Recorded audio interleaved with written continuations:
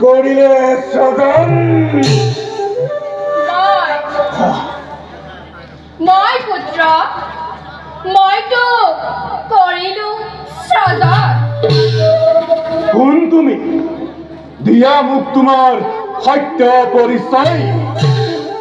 মই এই ত্ৰিজগতৰ মাতৃ লক্ষ্মী মাতৃ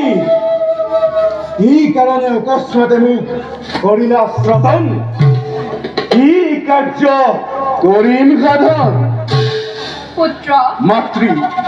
তোক সদন কৰাৰ উদ্দেশ্য মোৰ মহান অলপ দিনৰ পাছতে পৃথিৱীত মহাপ্ৰলয়ৰ সৃষ্টি হ'ব চাৰিওফালে কেৱল পানী আৰু পানী চাৰিওফালে পানী হলে আমি থাকিম কেনেকৈ মাতৃ পানীৰ মাজত আমি কিদৰে জীয়াই থাকিম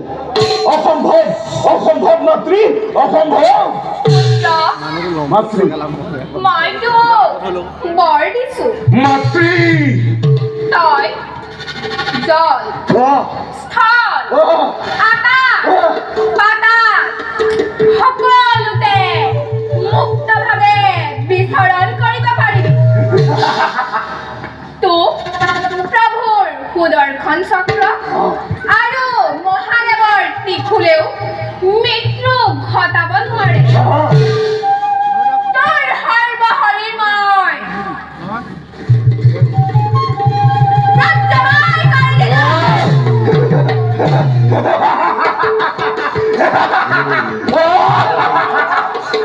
মাতৃ তই এতিয়া